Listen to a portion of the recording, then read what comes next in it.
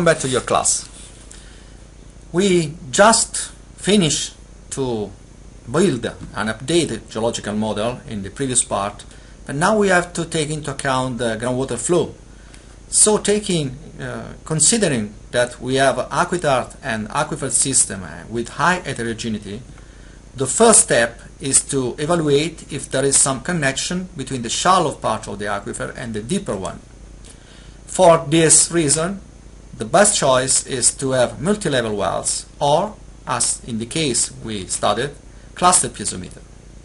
If you look at this stratigraphic sequence, we can identify a shallow aquifer, an aquitard system, and a deep aquifer before the aquiclude. So we realized some cluster piezometer in that area. The deeper one located and intercepting the deep aquifer, the medium one intercepting the aquitard and the more permeable level into the aquitard system, and of course the shallow one intercepting the shallow aquifer, which is highly polluted. This is important to verify if the groundwater flow is interconnected between the shallow and the deep system, and also to verify if the deep system can be affected by pollution. In this case, you can lead to a change in the remediation plan. So the question is that if contamination could have reached deep horizons, because the aquitard integrity cannot be ensured. Mainly when you have an aquitard, the deep aquifer level has to be investigated, of course avoiding cross-contamination. The sealing of the aquitard respect to groundwater flow and mainly to the transport is not ensured, because it can include some fracture and some lake, some lack in the stratigraphic sequence, and some less and more permeable beds into the big aqueduct. In the case we studied, we realized some multi-level cluster, and in this case the procedure has to be very important, because the sealing of the deep aquifer and the shallow aquifer to avoid cross-contamination has to be ensured and taken into account. So the procedure for multi-level, in this case for cluster piezometer, was that we dug before a large borehole until reaching the aquitard, and we seal it by impermeable walls. After that, you can proceed with your borehole arriving to the bedrock, and you can place your filters back in the deep system, monitoring only the deep aquifer. The monitoring wells can be completed, of course, and you can move to the realization of the second and the third part of the multi-level of the cluster piezometer. It is very important that during the realization of this piezometer, you seal the shallow aquifer, avoid cross-contamination, of course. So we move to a conceptual model of the groundwater flow that can characterize the shallow and the deep system. And we found that in this case, luckily, the deep aquifer was not affected by contamination, and the groundwater flow is separated by the aqueduct system. So we can take into account mainly the shallow system for our consideration. The hydrogeological scheme can be completed by the inclusion of each monitoring well, and mainly by the pumping wells, which act in this area as a remediation system by pump and treat. To sum up, the hydrological setting and the hydrodynamic situation can be resumed by a shallow aquifer, which includes some lands and bed with lower permeability, a main aquitard, which included inside some local confined aquifer, very locally one, and before the aquiclude, which acts as of course impermeable barrier with depth, we have also a deep aquifer, which as I mentioned, luckily is not affected by pollution. So the multi-layer aquifer is impacted only in the shallow system. What about permeability distribution? Taking into account this main hydrodynamic situation, we concentrated on the characterization of the shallow aquifer. By pumping test, of course, slug test and other characterization activity, we reconstruct the distribution of the permeability inside the main aquifer, the shallow one.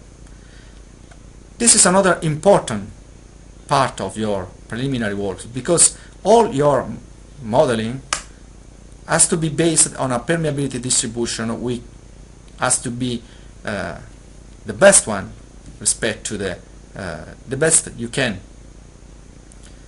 In this case, we realize several pumping tests and slug tests, and the permeability distribution can be considered not really homogeneous, but at the same time is not so heterogeneous. I can only underline that in this area there is a higher permeability respect to the average of the site, and in this area there is a lower permeability respect to the mean permeability of the area. Finally, we move, as we did with the geological conceptual model, we move the hydrogeological conceptual model in a GIS system, and we mesh and reconstruct the situation in terms of hydrogeological system. And you can see that along moving from up gradient to down gradient to the beach, to the shoreline, the aquifer disappear the aqueduct system, and the aquifer can be considered as only one level. But if you move from the west to the east, you can see that the aqueduct system are not continuous, of course, in this size, but they represent some lenses that can locally separate the groundwater flow. This situation has to be taken into account in the future modeling, because when you talk about dissolved contaminant, of course, low permeability level can stop the migration of the contaminants into the deep part of the aquifer. What about the human activity?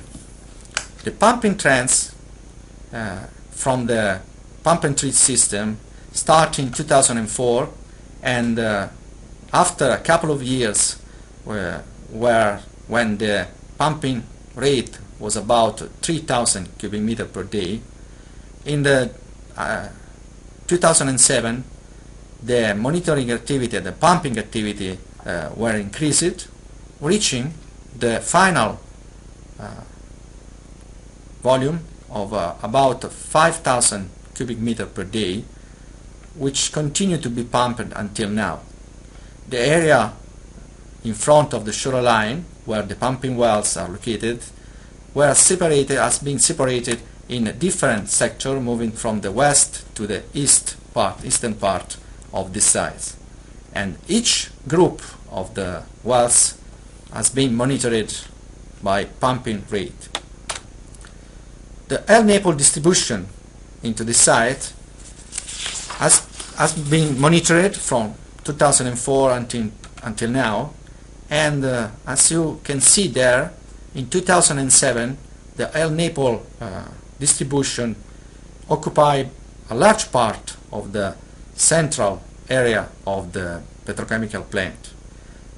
This large part of L Naples existence on the groundwater table were reduced in the following years by the pumping and of course by the recovery of the L Naples. So the recovery rate of the L Naples from 2006 until 2012, as you can see, can be divided in two parts. The first part, which was related to a higher rate, recovery rate, of course due to the increase of the pumping rate. In the second part, after 2009, the recovery rate was lower, which means that probably the remediation activity have positive results respect to the distribution of the presence of the DNAPL in the subsoil. In fact, the surface of the aquifer interested by the LNAPL was reduced by time, and until now the LNAPL occupy only a smaller surface of the aquifer. But we have to also to take into account the hydrodynamic situation, and we will see in the next lecture.